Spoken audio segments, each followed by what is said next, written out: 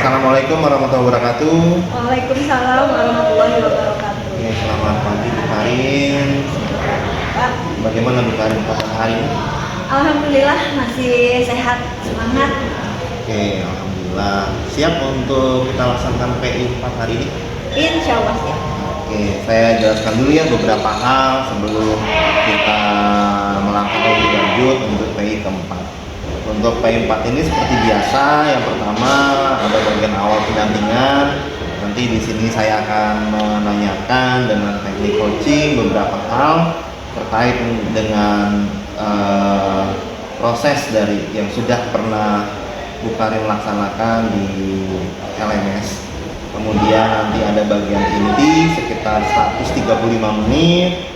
Di sini nanti ada pra-observasi, ada observasi pembelajaran, kemudian dan pasca observasi. Setelah itu di bagian terakhir adalah bagian akhir pendampingan. Yang pertama untuk bagian awal pendampingan, fokus untuk PI keempat hari ini. Yang pertama kita akan melaksanakan observasi kelas ya, observasi kelas ke kelas Bu Karin untuk melihat penerapan dari modul yang telah Bu Karin pelajari di pendidikan guru penggerak, baik di modul 1 atau modul 2 ya. Dan modul 2 diantaranya ada budaya positif, kemudian pembelajaran berdiferensiasi, kemudian pembelajaran sosial emosional, kemudian nanti juga saya selaku PP akan melakukan penilaian observasi praktik pembelajaran. Itu yang akan kita lakukan pada PI keempat hari ini. Bagaimana Bu Karin selama 1 bulan terakhir dari kedatangan saya di PI ketiga, apa saja nih perkembangan atau proses apa saja yang sudah Bu Karin lalui?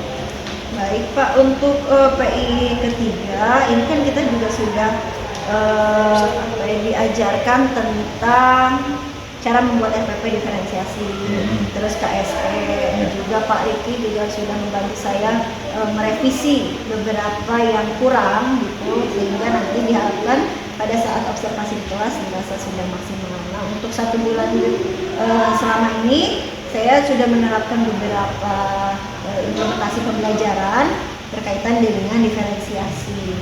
Lalu ada juga PSE, tetapi memang belum maksimal gitu, karena PSE ini dinilai di peserta didik sekarang sesuatu hal yang baru, jadi masih menurut peserta didik masih bingung fokusnya untuk apa, manfaatnya untuk apa, jadi belum sampai manfaatnya. Itu untuk yang PSE ya. Nah, untuk diferensiasi tidak ada ini ya. Saya lihat dari RPP yang akan kita laksanakan nih tidak ada masalah ya. Sebelumnya bagaimana nih melihat RPP berdiferensiasi ini? Sebelumnya kan untuk RPP diferensiasi yang saya gunakan beberapa bulan terakhir adalah kurikulum 2013. Sedangkan 1 bulan ini kami di kelas 7 sudah mulai kurikulum merdeka. Nah, tidak ada perbedaan yang signifikan, tetapi mungkin ada sedikit perbedaan di bagian diferensiasinya, lebih menekankan kepada gaya belajar peserta didik. Sedangkan kalau misalnya di kurikulum 2013 dia lebih menekankan ke metode pembelajarannya, jadi bukan kepada siswa. Oke.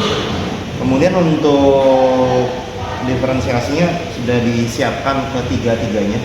Untuk sekarang saya pakai diferensiasi konten, lalu juga untuk gaya belajar auditori dan juga visual. Konten. Kalau untuk prosesnya? Prosesnya kita pakai LKPD, terus video, lalu juga saya membuat beberapa kartu. Nanti peserta didik akan memilih. Jadi nanti ada 3 tahapan di diferensiasi proses.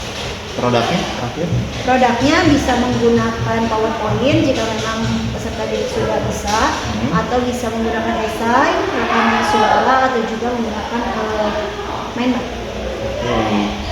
Nah, dengan sebegitu banyaknya tadi sudah dijelaskan diferensiasi, apakah ada kesulitan untuk menyiapkan bahan-bahannya atau menyiapkan materinya? Kalau untuk menyiapkan bahan-bahan karena memang sudah dikonfirmasi lebih awal gitu ya Pak, jadi saya punya beberapa waktu yang dirasa cukup untuk menyiapkan bahan-bahan. Tetapi kalau untuk buku panduan, di sini kami masih menggunakan buku pendamping. Jadi peserta didik belum dibekali buku paket kurikulum merdeka. Jadi masih menggunakan buku. Ya. Jadi RPP-nya sudah disiapkan ya dari hasil pendampingan kita sebelumnya ya di PD ketiga ya. Kemudian untuk tugas-tugas di LMS aman ya, tidak ada yang lewat date ya selama ini ya. Aman. Kemudian komunikasi dengan fasil, daftar hadir ketika mengikuti pembelajaran daring baik dengan fasil maupun instruktur aman. Oke. Baik.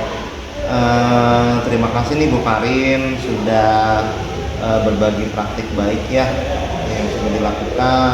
Kemudian di pembelajaran daring pun saya pantau komunikasi aktif dengan teman-teman yang lain. Tidak ada masalah yang ini ya menghambat ya, aman Karin. Komunikasi bagus, tugas-tugasnya pun sudah dilaksanakan semaksimal mungkin ya. Pernah ada catatan khusus dari enggak? Fasil?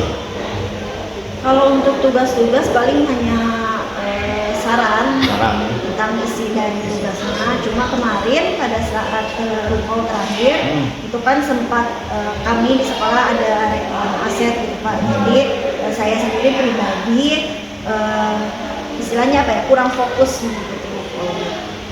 Tapi jadi sudah komunikasi dengan sudah dijelaskan. Dijelaskan ya. Oke. Saya ada beberapa lembar ya untuk persiapan kita. Yang pertama ada lembar pra observasi. Nanti kita akan masuk setelah bagian awal sekitar 15 menit. Saya akan menanyakan tujuan pembelajaran yang akan dilaksanakan di kelas, kemudian area pengembangan yang akan hendak dicapai, lalu strategi yang dipersiapkan oleh Bu Karin.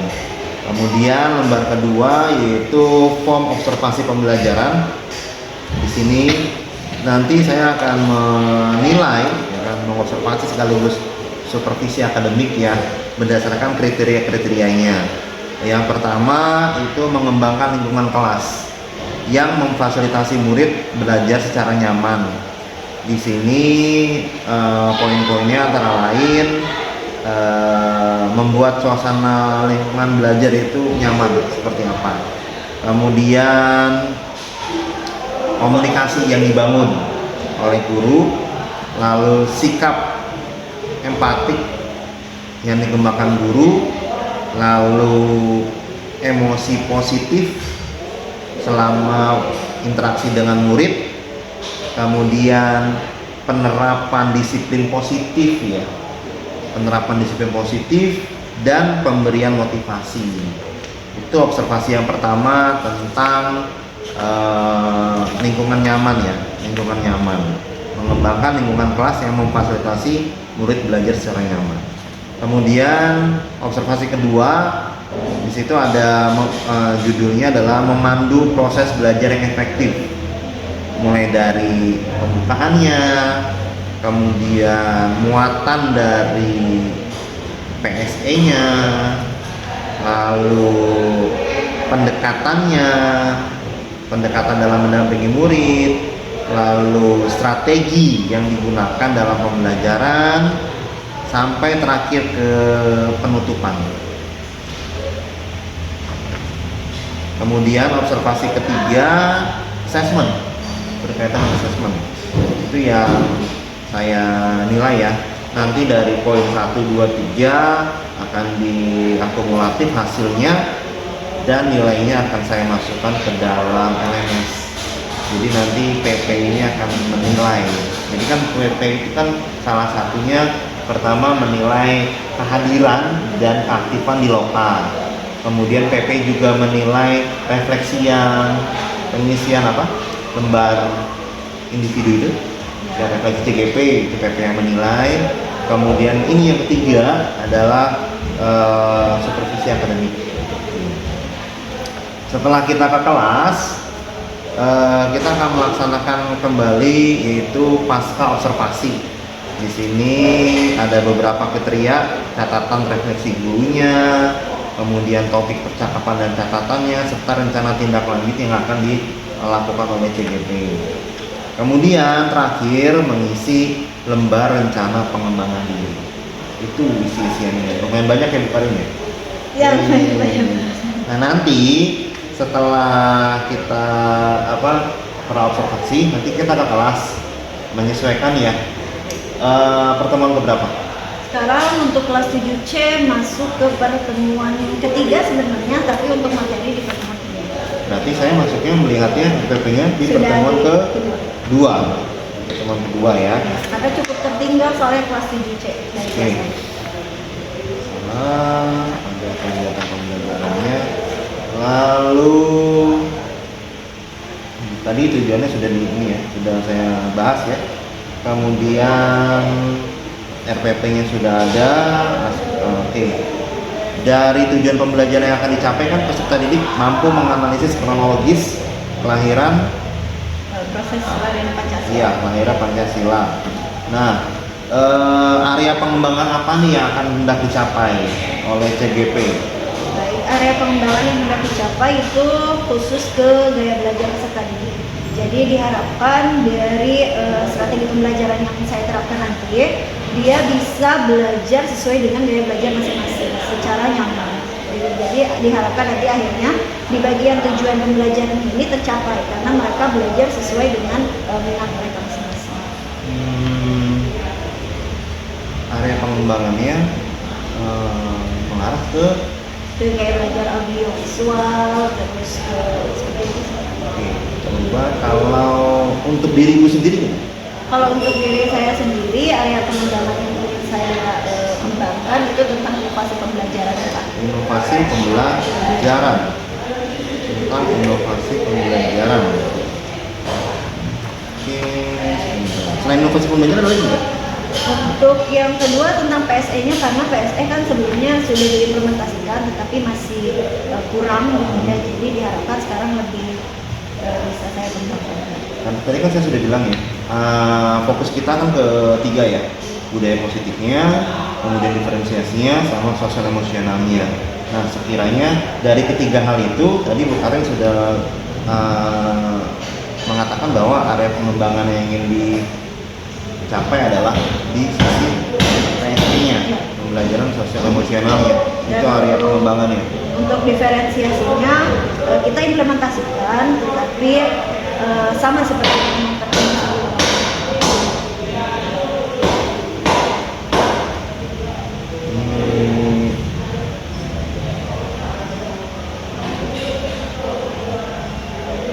tetap ya implementasi diferensiasinya, pembelajaran diferensiasinya tetap dilaksanakan ya. Iya, silakan. Namun untuk penekanan lebih lanjutnya adalah penerapan dari PSE-nya. Karena banyak siswa yang masih belum mengerti apa itu PSE, tujuannya buat apa, seperti apa gitu. Nah, strateginya apa nih untuk penerapan PSE ini nih? Strateginya nanti saya akan menerapkan PSE yang bunyi itu, Pak. Bunyi, lalu yang kedua fokus ke benda yang ada di sekitar mereka. Mendengar dan melihat.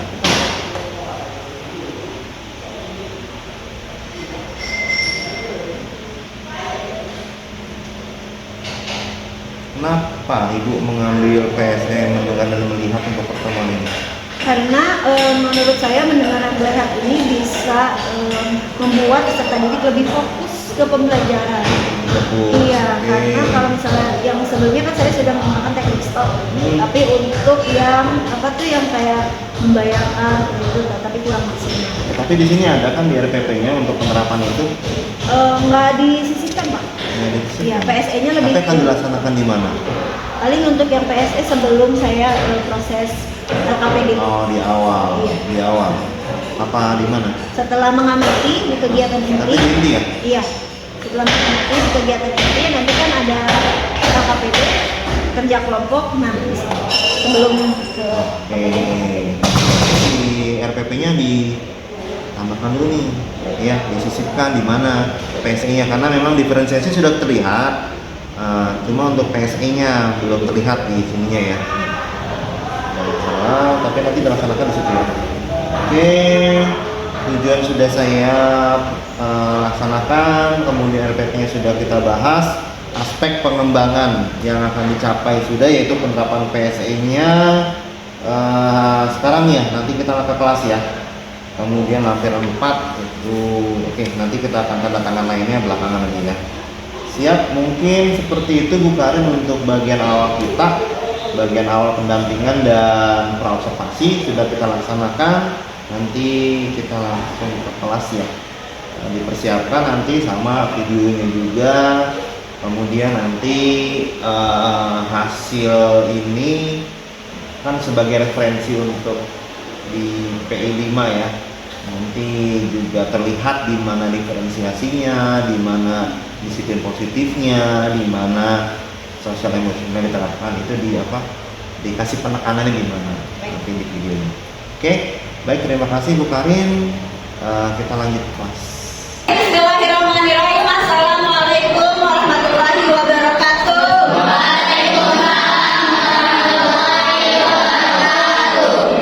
Gimana hari ini kabarnya? Baik. Masih semangat belajar? Masih. Coba Ibu lihat dulu, tepuk semangat.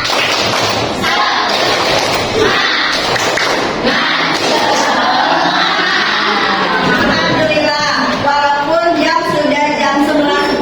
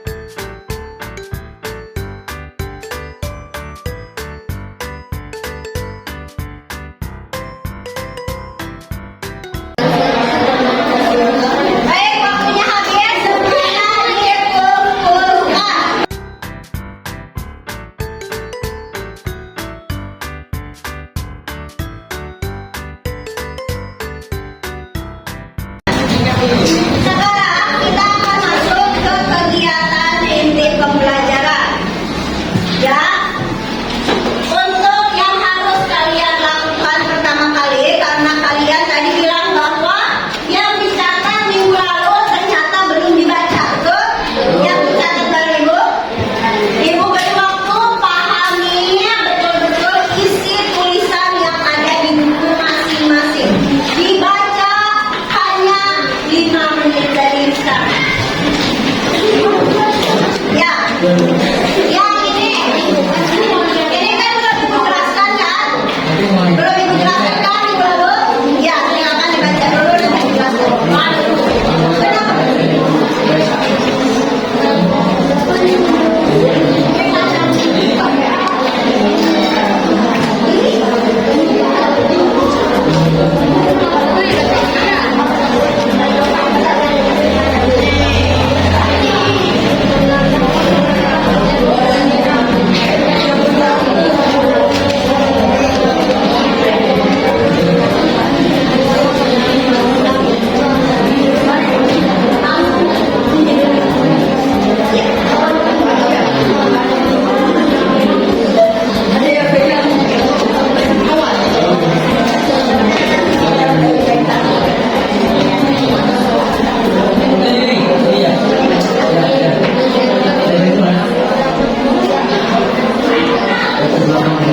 Dipahami sebenarnya apa yang sudah ditulis oleh kalian di minggu lalu.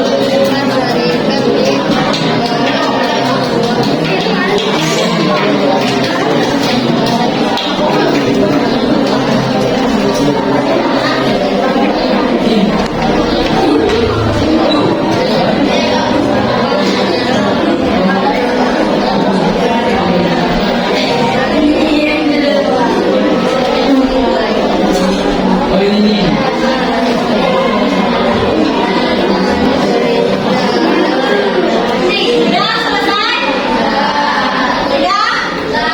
Sudah? Oke, baik. Karena yang pertama kalian sudah mengamati isi tulisan yang sudah dibuat di minggu lalu. Sekarang perhatikan. Di sini ada 3 pokok perumus Pancasila. Lihat di buku masing-masing. Sidang BPUPKI pertama tanggal berapa? Tanggal berapa? 20. Maret, April, Mei.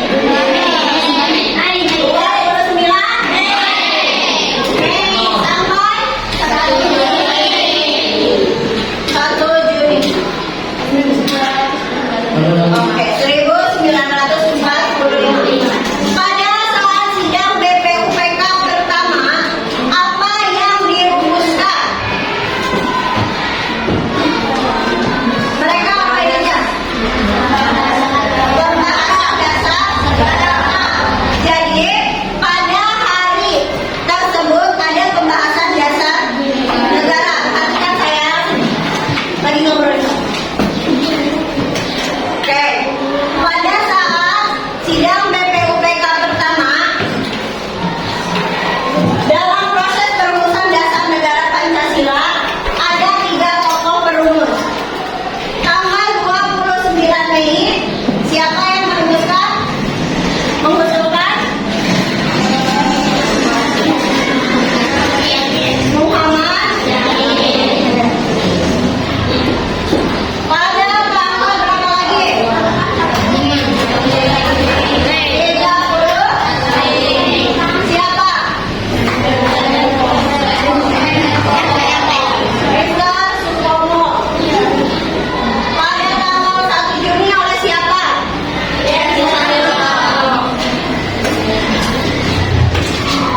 Perhatikan, mana yang gambar Muhammad Yani?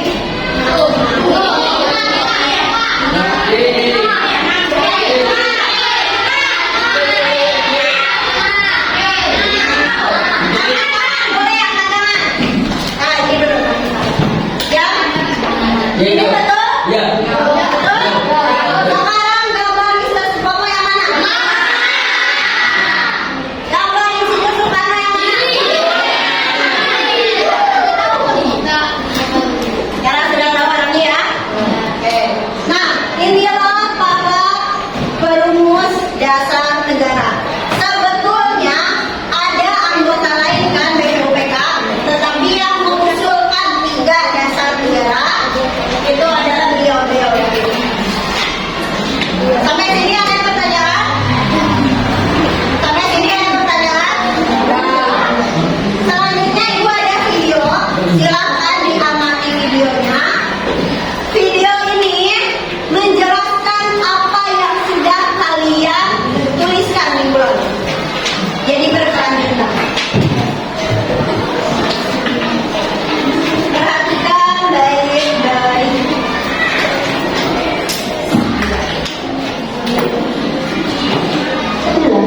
sebagai dasar negara ini.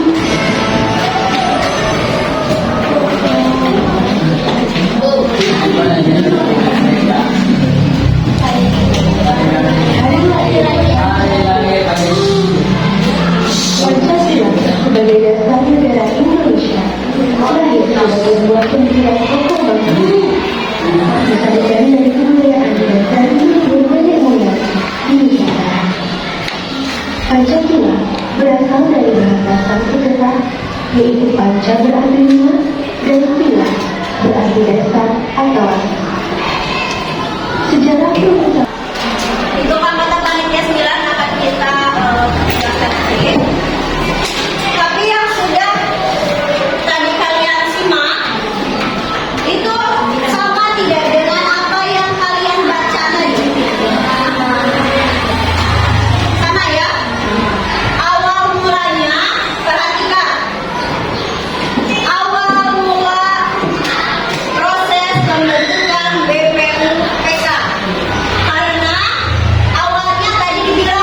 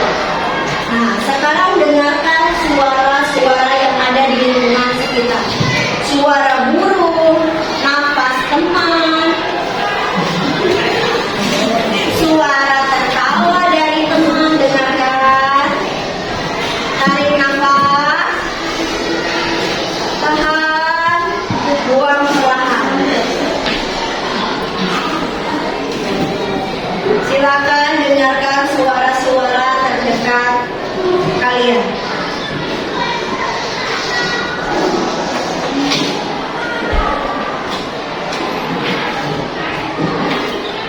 Relax, tarik nafas kembali, buang perlahan.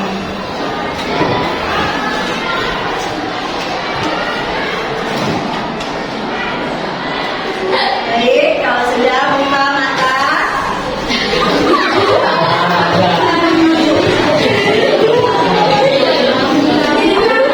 Apa perasaannya apa?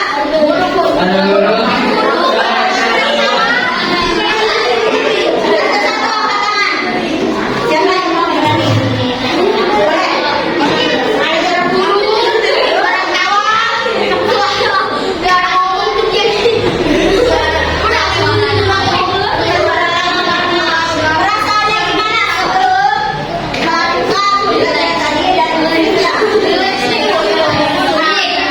Baik, tenang.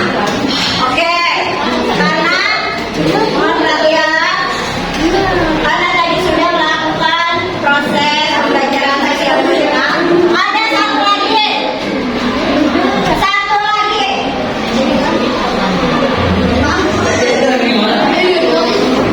Bukan hipnotis. Lihat, yang bisa silakan ke depan. Satu, dua, tiga, dua, satu. Minta tolong kalian sambungkan ini ke sini. Tetapi tidak boleh terpotong. Jangan percobaan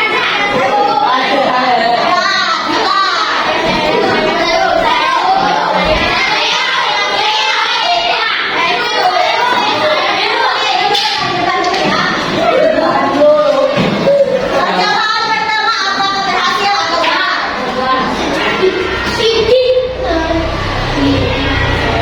Oke, beri tepuk tangan. Ada lagi yang mencoba? Iya, udah nih. Ibu tambah.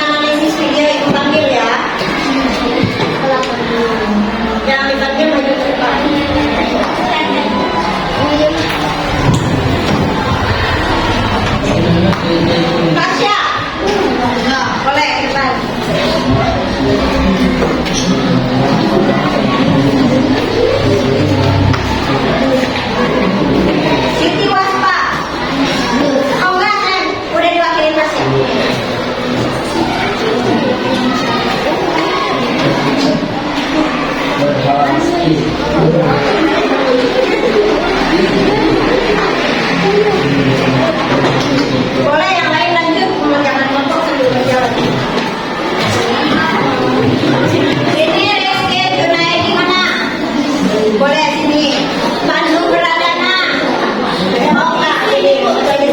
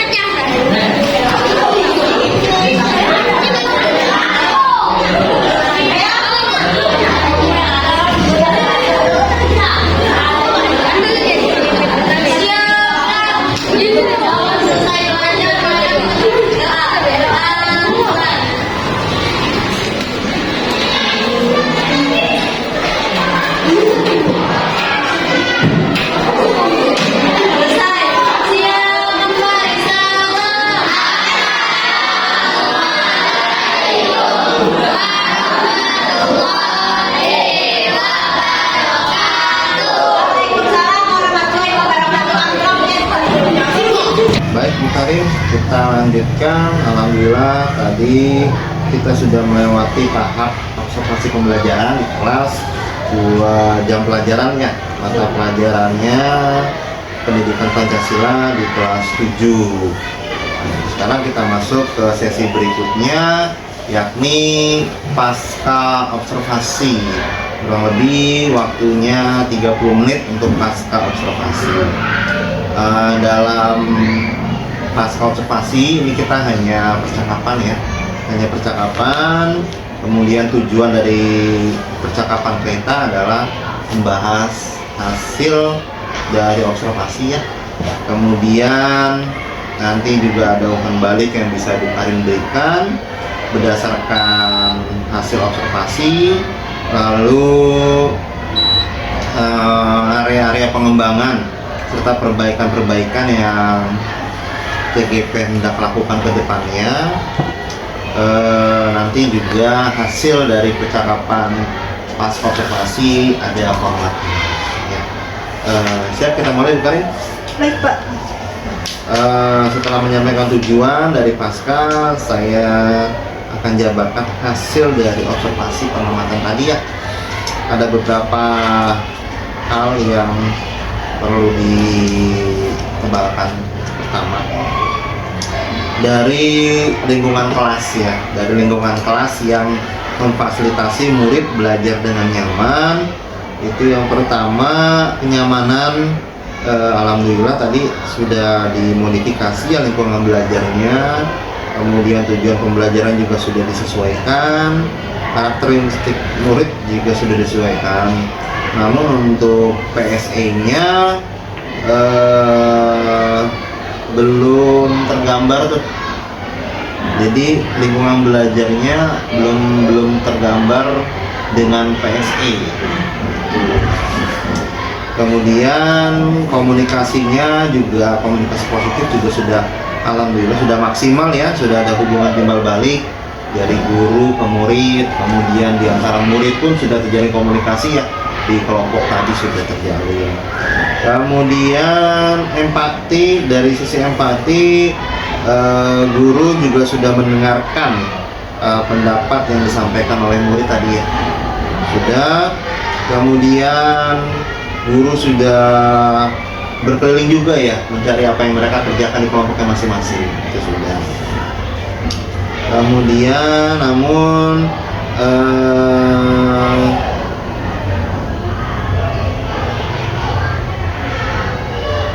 belum menyeluruh tadi secara keliling. Jadi mendatangi kelompok satu. Tadi ada berapa kelompok? 7 kelompok ya? Iya. 7 kelompok itu sepertinya belum menyeluruh apa nih yang sedang dikerjakan atau yang sedang dibahas gitu. Hanya sekilas gitu ya. Kemudian emosi positifnya sudah maksimal, sudah konsisten, sudah ada rasa senangnya, kemudian antusiasnya, ramahnya juga sudah tergambar oleh guru. Oke. Disiplin, nah ini yang agak kecil nih disiplinnya, disiplin positifnya nih, kan ada empat posisi guru. Yang pertama dari prinsip restitusi ya, ada posisi guru sebagai penghukum, posisi guru sebagai teman, posisi guru sebagai monitor atau pemantau, posisi guru sebagai manajer. Nah dari observasi tadi itu baru terlihat posisinya sebagai teman, posisi teman, jadi posisi nomor 2 ya, belum sebagai pemantau atau monitor, bahkan belum sampai menggunakan sebagai posisi sebagai manajer gitu.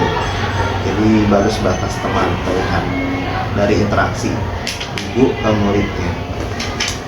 Kemudian motivasi pun masih di nomor 2 ya, baru seperti tadi kan ibu bilang apa, materi belum dibaca ya, nah gitu.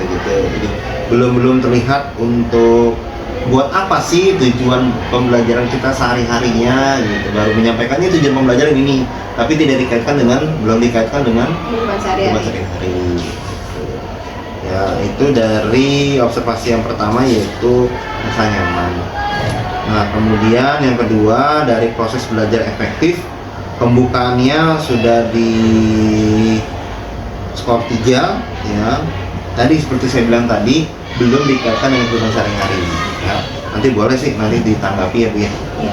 Kemudian PSE-nya, nah PSE-nya ini baru sebatas ke energizer, jadi untuk mengembalikan fokus saja kan ya, yang sudah di tengah-tengah apa sudah di akhir, sudah hampir 2/3 pelajaran kan, itu hanya untuk kembali ke fokus ya, belum apa ya, belum lebih jauh tuh mendalam KSE untuk apa, kenapa kita melakukan seperti itu gitu. Jadi sebatas itu saja sebagai ini sajalah energizer, ice breaking saja. Kemudian juga belum masuk ke ini ya, muatan akademiknya apa nih, jadi belum ada kaitannya ya. Oke. Pendekatannya sudah tadi sudah berkeliling, sudah di angka 3, sudah bagus. Oke, kemudian strateginya juga sudah di angka 3, sudah bagus.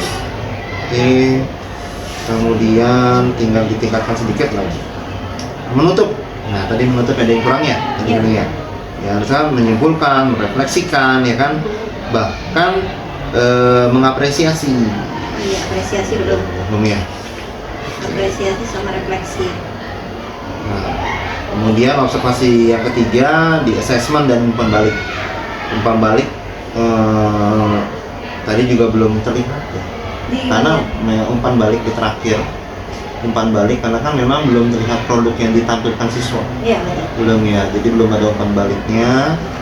Kemudian assessment yang belum ada sama sekali. Assessment tadi yang di pretest, terus yang satu Nanti lagi kita bahas. Terus kan tadi dijelaskan di pertemuan selanjutnya setelah Ya. presentasi. Oke, nanti kita bahas ya. Baik, itu secara umum dari sini ya. Nah, sekarang kita satu-satu kita bahas. Tadi kan di area pengembangan kan PSE dan diferensiasi ya. Cuma memang katanya diferensiasi sudah nggak terlalu apa, penekanannya di PSE-nya seperti apa pengembangannya. Nah, namun dari diferensiasi saya menggarisbawahi ini sudah dibentuk kelompok nih. Iya betul. Yang sudah dibentuk kelompok berdasarkan apa? Pembentukan kelompok yang heterogennya itu tidak berdasarkan hasil apa atau berdasarkan apa, belum? Kalau untuk pembentukan kelompok itu yang sekarang nih, kalau untuk digabungkan gender kita enggak Pak, karena biasanya nggak mau. Jadi mereka bebas saja sesuai dengan kedekatan masing-masing. Oke, baik, tidak masalah. Nah, kemudian Ibu kan tadi melaksanakan apa tadi, asesmen awal. Iya. Asesmen awal. Yang pertama tentang Asesmen gaya belajar. Kemudian Sama yang tingkat kedua pemahaman. tingkat pemahaman. Oke, kita bicara yang pertama, asesmen gaya belajar. Berarti kan di asesmen kan ada 3 asesmen ya. Ada 2 asesmen, asesmen formatif dan asesmen sumatif. Nah, formatif salah satunya adalah asesmen yang dilakukan di awal. Iya. Gaya belajar. Nah, itu dipakai buat apa tuh hasilnya? Tadi kan pada saat pembelajaran itu kan saya manggil anak-anak yang untuk analisis video. Nah itu saya lihat dulu dari pilihan mereka lebih senang mana. Kayak tadi dipanggil perwakilan anak ini, silakan ke depan. Ini silakan ke depan itu saya lihat dari hasil yang mereka tulis. Kapan tuh? Kapan dilaksanakan analisisnya? Tadi yang anak-anak perwakilan kelompok suruh ke depan untuk menganalisis video. Terus? Kan saya panggil satu persatu kan. Nah di situ kan saya melihat berdasarkan gaya belajar yang sudah dibuat. Terus yang lainnya? Yang lainnya itu berarti mereka menganalisis melalui bahan bacaan. Gitu. Terus yang untuk bergerak tadi yang bagian terakhir yang memilih nilai-nilai Pancasila. Berarti asesmen gaya belajar dipergunakan buat yang tadi. Iya. Oke, Di proses. bisa boleh proses. Itu dipakai ya, asesmen awal itu dipakai. Nah, kedua, asesmen pemahaman. Betul. Nah, itu dipakai nggak? Asesmen pemahaman itu mengukur pemahaman peserta didik dari bahan bacaan yang sudah mereka tulis sebelumnya. Karena belum saya jelaskan kan. Nah nanti pada saat pretest, nanti kan di akhir ada post test tuh. Saya sandingkan apakah ada kemajuan dari hasil pretest ke hasil posttest setelah dibelajarkan. Nanti posttestnya dilaksanakan setelah presentasi di pertemuan hari Jumat. Berarti untuk mengukur perspektifan di post-test ya, berarti hanya pelatihan di post-testnya. Iya. Nah, kalau Apakah di meningkat proses atau pembelajarannya sudah bisa dilihat nggak? Tadi dilihat nih, berdasarkan saya kan tanya jawab pada saat proses pengamatan. Nah itu soal-soal yang saya tanya jawabkan ada di soal-soal pretest tadi. Oke, berarti dipakai untuk proses pembelajaran. Berarti tidak hanya diproses dong untuk bisa melihat Ya. kemampuan siswa apakah sudah mencapai tujuan pembelajaran atau belum. Di prosesnya, Di prosesnya itu juga ada terlihat. Oke. Kemudian pembentukan kelompok sudah, kemudian diferensiasi. Kita bicara diferensiasi. Pertama diferensiasi konten. Ibu tadi sudah Pakai bahan ajar, bahan ajar, terus pakai video, video. sama udah paling yang tulisan lingkungan sekitar itu yang di kartu kecil. Oke, dari mana ibu bisa memakai? Oh, saya mau pakai ini, saya mau pakai ini berdasarkan apa tuh? Berdasarkan ini kan Pancasila tuh, saya ini aja sih imajinasi sendiri bahwa Pancasila itu kan luas lingkungannya. Kita bisa pakai bahan ajar yang sudah mereka miliki. Terus untuk yang di kartunya apa saja yang biasanya ada di lingkungan sehari-hari, saya tulis di situ, dicetak. Terus videonya mungkin khawatir takut apa yang saya jelaskan mereka tidak tahu, mereka lebih nyaman penjelasan melalui video. Sebenarnya itu kan bisa ibu kenapa ngambil video, ibu kenapa ngambil bahan bacaan, ya kan kontennya ini ya, sama menggunakan apa media ajar kartu tadi. Nah itu kan Kayak belajar tadi. ya kayak belajar tadi ya, dari gaya belajar tadi kan. Nah, berarti kan gaya belajar sebenarnya bisa dilaksanakan pada saat materi itu dijelaskan atau setiap materi atau sebelum atau bagaimana untuk gaya belajar? Kalau untuk gaya belajar sih lebih banyak digunakan di kegiatan inti sebenarnya. Kalau menurut saya. Itu diberlakukan terus gaya belajar di setiap kegiatan inti, di Iya, setiap materi baru. Jadi di setiap prosesnya, di setiap materi baru diberlakukan. Gaya belajar. Tapi tidak mungkin ada beberapa materi yang hanya menggunakan gaya belajar auditori ataupun misalnya visual aja. Jadi misalnya ada yang anak-anak nggak perlu kinestetik tuning. Kayak materinya, kayak mungkin contoh tata urutan perundang-undangan gitu kan, itu kan lebih banyak di literasinya. Artinya ibu menggunakan itu kan sebelum melakukan asesmen gaya belajar. Betul. Oke. Sebelum melakukan asesmen gaya belajar. Iya. Setelah. Asesmennya kan dilaksanakan pada saat proses pembelajaran. Terus tiba-tiba itu pada saat proses pembelajaran sudah ada video, sudah ada bahan bacaan. Nah itu asumsi dari mana gitu. Sedangkan gaya belajar itu baru dites saat itu gitu. Jadi gini Pak, Nah. untuk pembelajaran itu kan saya biasanya literasi kan, literasi terlebih dahulu kan ada RPP, rencana pelaksanaan pembelajaran. Nah di situ saya semaksimal mungkin menyisipkan 3 gaya belajar. Dikhawatirkan nanti dari hasil asesmen tadi 3-3-nya ada nih. Kalau 3-3-nya ada, berarti kan 3-3-nya dipakai. Tapi kalau misalnya ternyata dari hasil asesmen tadi dilihat-lihat cuma ada 2 aja kebanyakan, berarti nanti yang di 2 itu yang digunakan. Tapi tadi setelah saya lihat hasil asesmen ternyata ada yang milih beberapa poin C. Poin C itu tentang gaya belajar kinestetik dia banyak, makanya saya pakai yang Pancasila itu di akhir. Berarti sebelumnya sudah siap nih, Sudah siap. senjatanya sudah siap nih, kontennya sudah siap. Walaupun asesmennya dilaksanakan pada saat pembelajaran. Oke, bisa nggak masalah. Itu ada beberapa yang seperti itu juga. Ada juga beberapa yang asesmen dulu nih, gaya belajar nih. Asesmen gaya belajar ditemukanlah di kelas ini, bla bla bla bla hasilnya berapa kinestetik dan lain-lain. Barulah disiapkan materi bisa seperti itu. Oke, itu baru diferensiasi konten. Kemudian kalau diferensiasi prosesnya, menurut ibu bagaimana yang terjadi? Kalau yang proses tadi di bagian pertama itu saya memerintahkan kepada siswa untuk belajar literasi. Jadi mereka kerja kelompoknya mengisi dengan didampingi oleh buku pendampingnya. Lalu setelah itu saya panggil anak-anak yang gaya belajarnya audiovisual. Jadi mereka dipanggil untuk mengamati, menjawab beberapa pertanyaan yang ada di lembar kerja tadi melalui video. Tadi kan ada proses ke depan kan. Nah yang terakhir itu untuk diferensiasi bagian gaya belajar kinestetik. Jadi saya panggil anak-anak untuk tampil ke depan ikut serta memilih beberapa kegiatan yang berkaitan dengan Pancasila. Oke, berarti dikhususkan Di gimana ya? gaya belajar dikhususkan gaya belajar ini Itu untuk prosesnya, Prosesnya. tapi untuk kolaborasi antara peserta didiknya itu lebih banyak di bagian proses literasi. Jadi mereka kolaborasi nanti nih setelah yang ambil video tadi, saya bilang ke mereka nanti balik lagi ya komunikasikan ke teman-temannya. Gitu. video yang ditampilkan tadi di laptop sama yang di layar berbeda Sama. sama Jadi mereka mengulang berdasarkan dengan kelompok masing-masing, analisa kelompok masing-masing. ya, berarti ada dua ya. Pertama video itu untuk semua, kemudian video yang sama juga Ya.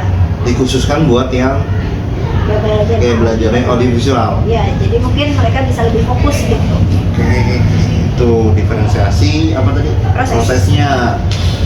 Kemudian diferensiasi produknya, kalau di RPP-nya sudah terlihat sih ya tadi ya. Mana tadi? Di situ RPP-nya coba sekalian.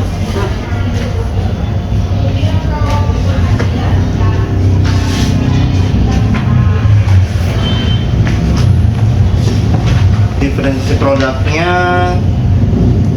apa ini? Mempresentasikan hasil kerja kelompok melalui pilihan ya, Betul. seperti esai, rekaman suara, ya gitu kan.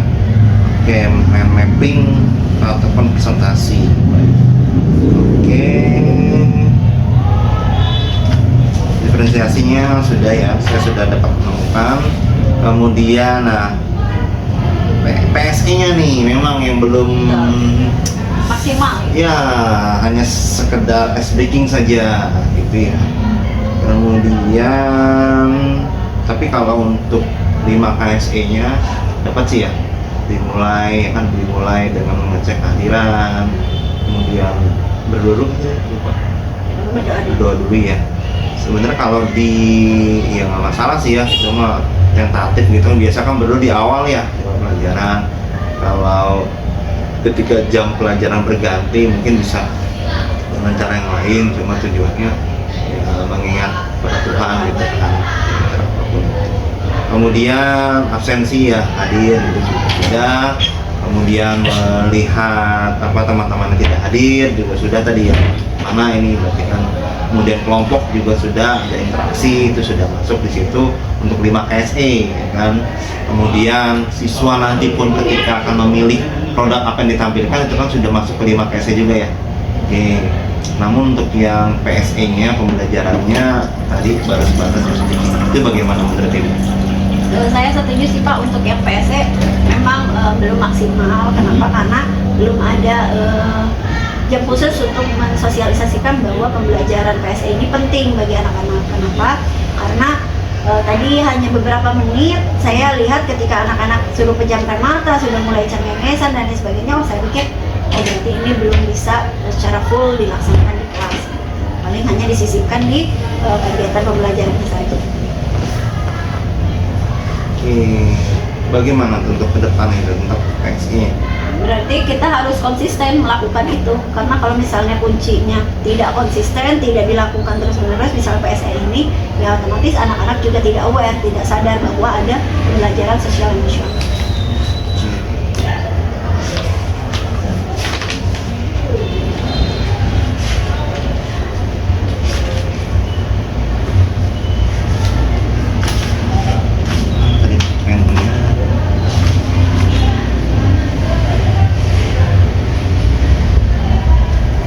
Diferensiasinya sudah oke ya.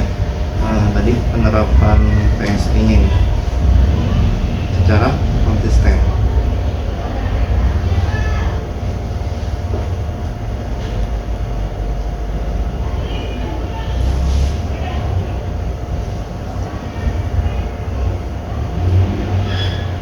Tadi teknik apa yang dipakai untuk PSE? Mendengarkan dan Ada? Mendengar. iya. Oke.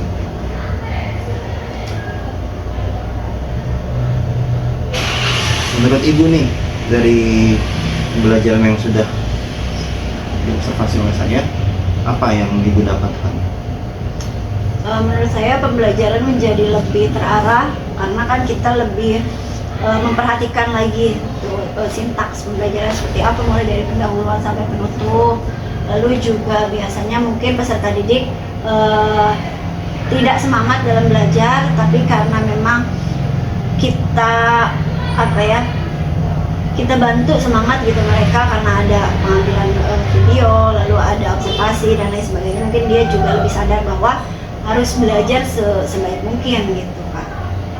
Tapi tadi ada yang beberapa yang kurang untuk sintaks pembelajarannya, seperti tadi dijelaskan ada apresiasi dan refleksi belum disampaikan. Untuk tindak lanjut ke depannya? Untuk tindak lanjut ke depannya, untuk rencana pelaksanaan pembelajaran itu sudah disusun. Lalu paling saya menyusun format penilaian untuk presentasi, lalu juga menyusun media-media ya seperti alat-alat pembelajaran dan lain sebagainya. Lalu istilahnya melaksanakan apa yang sudah di observasi hari ini oleh Bapak. Seperti apresiasi dilakukan, refleksi dilakukan, lalu PSE lebih dimaksimalkan, betul, memperbaiki saran yang sudah diutarakan. Oke, apa yang Bu dapat dari observasi kita hari ini? Yang saya dapat yang pertama, saya sadar bahwa pembelajaran di kelas itu perlu waktu kalau menggunakan media pembelajaran yang alat-alat penunjang pembelajaran yang tidak ada di kelas ini. Tadi kan saya moving class ya Pak ya. Jadi kalau misalnya nanti ada kita di tengah-tengah, misalnya matematika, PPKN, IPS, berarti kan proses moving class itu perlu waktu yang banyak gitu ya. Moving ya? Moving. Karena di kelasnya nggak ada proyektor, nggak ada listrik. Nggak ada listrik. Betul. Oke. Jadi bisa jadi pembelajaran itu tidak selalu menggunakan PowerPoint. Iya betul memang. Oke, bagaimana mensiasatinya diferensiasi konten apabila tidak menggunakan PowerPoint? Paling nanti saya menggunakan papan tulis dan juga media-media atau bahan-bahan ajar yang sudah disiapkan sebelumnya. Oke, print out sendiri. Betul, print out. Oke. Tadi kita membahas tentang yang kurang tadi tentang ini disiplin positifnya. Iya. Nah, kalau komunikasi oke, kenyamanan sudah oke. Disiplin positifnya bagian posisi guru. Nah, itu gimana itu? Posisi guru bagian tadi kan saya lebih menempatkan sebagai teman ya Pak ya. Iya. Mungkin kalau untuk restitusi itu kan ketika ada anak yang melakukan kesalahan kan perlu kita panggil ya. Nah dalam proses pemanggilannya itu belum dilaksanakan. Kan karena memang perlu waktu, perlu tempat juga untuk memanggil anak-anak yang dirasa sudah, menurut saya kalau kesalahan masih wajar, masih bisa ditegur di situ ya nggak apa-apa. Tapi kalau misalnya kayak sudah naikkan kaki ke atas meja, nah itu baru boleh dipanggil. Tapi kalau untuk proses manajerial, mungkin saya rasa saya sudah memanage waktu pembelajaran mulai dari pendahuluan hingga penutup gitu ya, tidak melewati waktu, juga tidak mengambil jam pelajaran lain setelah pelajaran saya begitu. Lalu juga bisa merangkul anak-anak itu. Jadi kalau posisi Mandarin itu bukan sebagai waktu ya? Betul. Jadi ketika contoh tadi nih kan ada anak yang berisik ya. Nah bagaimana cara ibu untuk anak yang berisik tadi tuh?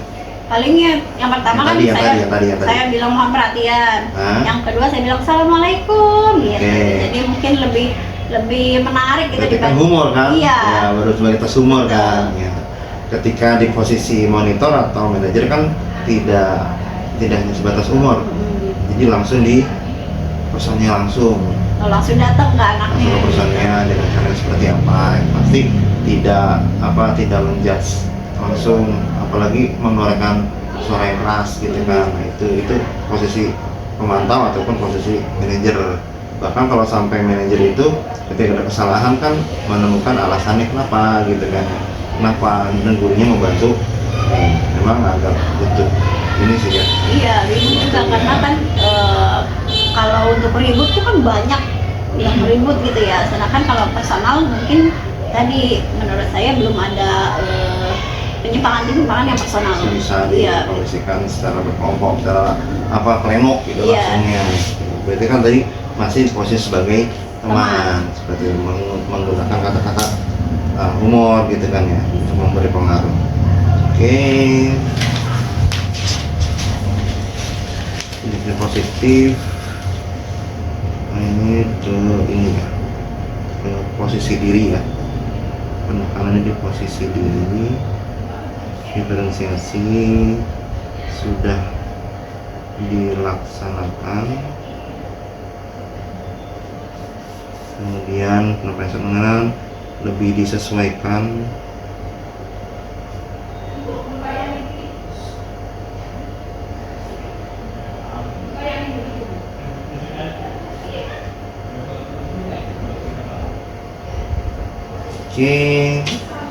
jadi refleksinya tadi penerapan PSE bukan bilang dilaksanakan konsisten ya, tidak hanya sebatas executing saja, kemudian pembelajaran sudah lebih terarah ya, karena sintaks-sintaksnya sudah jelas, anak juga belajar lebih semangat dengan adanya berbagai macam diferensiasi tadi ya.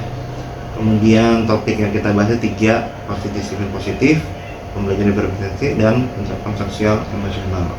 Disiplin positif ya lebih ditekan lagi, lebih ditingkatkan lagi posisi dirinya. Diferensiasi sudah dilaksanakan, sudah oke. Kemudian sosial emosionalnya ya lebih konsisten serta disesuaikan dengan tujuan pembelajaran. Jadi tidak hanya sebatas untuk mengembalikan fokus gitu. Untuk tindak lanjutnya mempersiapkan media atau alat pembelajaran yang menunjang pembelajaran, memperbaiki hal-hal yang kurang dari hasil observasi tadi ya.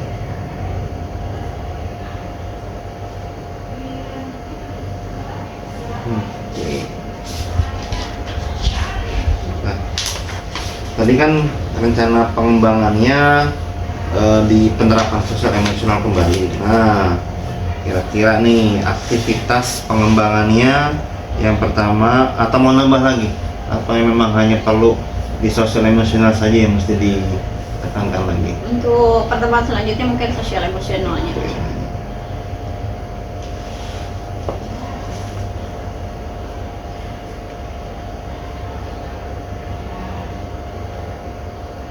Tujuannya supaya dari yang sini, dari ada sosial tujuan emosional, pembelajaran. dari sosial emosional. Agar peserta didik lebih bisa mengontrol ya emosinya ketika pembelajaran, lalu mereka juga lebih fokus terhadap pembelajaran,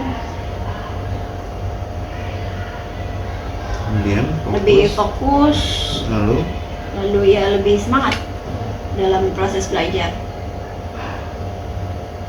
Karena kalau misalnya tidak ada PSE kan berarti tidak ada proses kalau kata kita kemarin teknik stop gitu ya, nggak ada proses istirahat bentar gitu, jadi nggak ada recharge.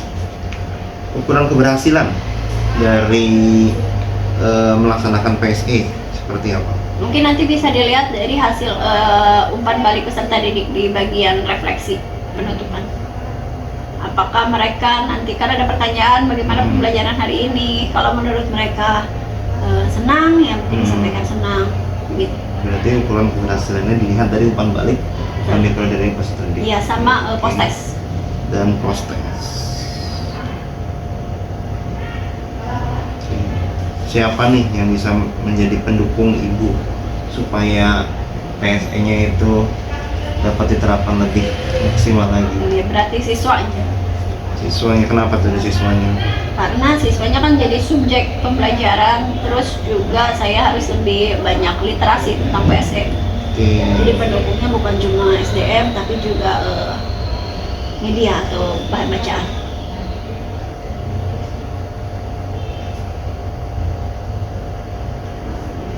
Kapan tuh mau dilaksanakan? Hari Jumat. Jumat besok ya? Iya, pertemuan selanjutnya. Berarti PSE juga masuk ke situ ya?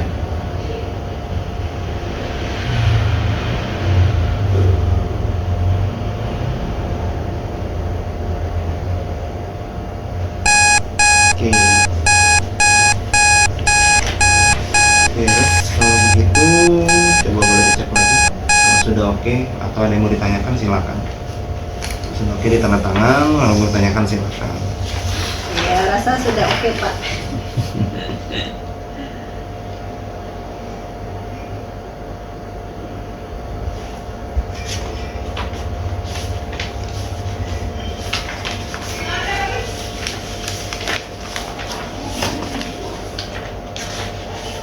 Berarti perlu banyak literasi nih Pak tentang metode pembelajaran sosial emosional. Iya.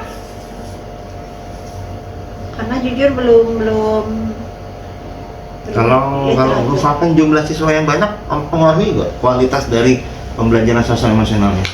pengaruh. Karena kalau misalnya siswa yang lebih sedikit mungkin lebih kondusif, diarahkannya lebih gampang. Tapi kalau misalnya yang membengkak ya banyak juga keberagamannya gitu. Terus kalau dari lingkungan belajarnya? Jelas ini lingkungan belajar, lingkungan sekitar kelas. Iya. Kalau semakin ramai dia semakin sulit konsentrasi gitu.